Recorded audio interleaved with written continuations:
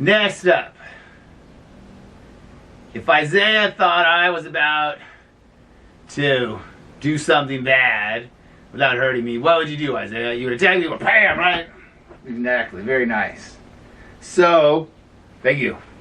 A flurry of chain punches probably, but for the demo we just did one.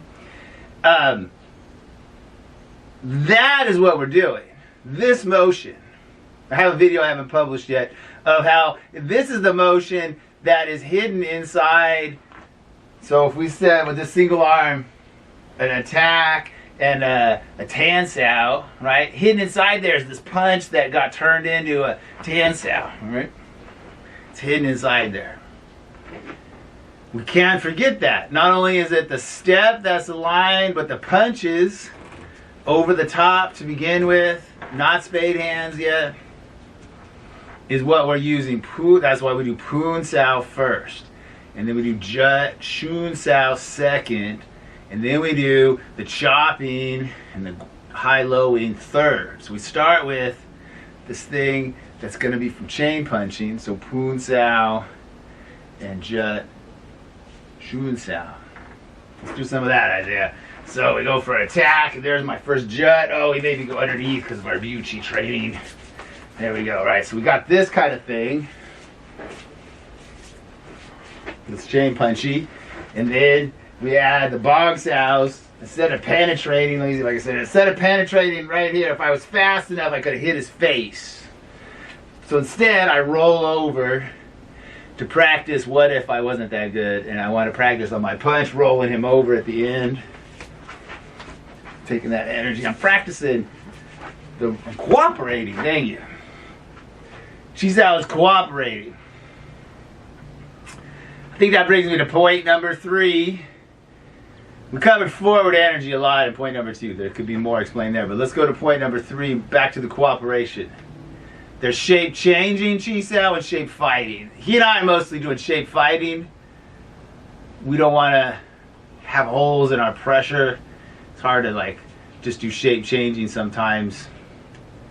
But shape changing is the section. So section chasing. Let's do section 1. We'll do it like slow motion, right? So I gotta go like for the first thing, and I come in, and then I did the wrong step, right? But this is good enough, and then we're gonna Guat Sao section. Yep. Yep. Yep. And we're at the end here. Roughly section 1. Shape changing. We were both trying to do the section. We weren't trying to plug each other's vulnerabilities and holes. Right?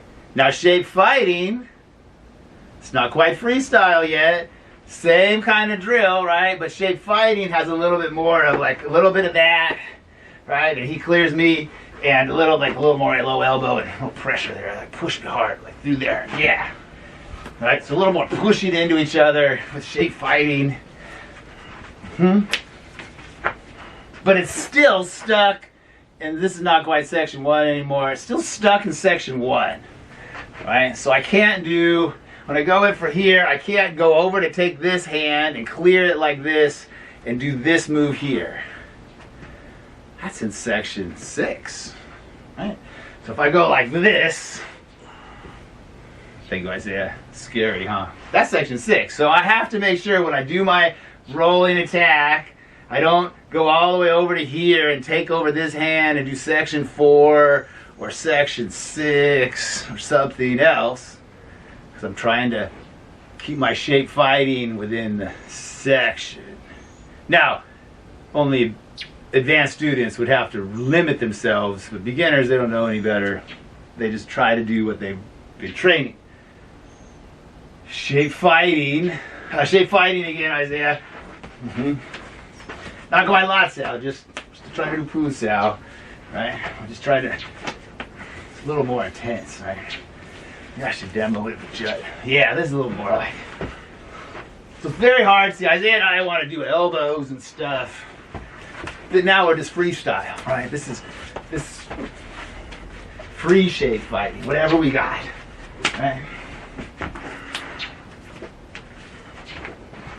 Alright, so now that I'm trying to plug holes, alright, no face touching. You can be trying to. We can put the legs in, yeah. Alright.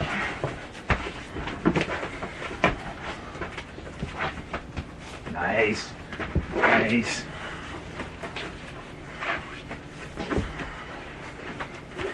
Thank you, thank you. What is that? Sparring? So, I am many levels above him in rank and years.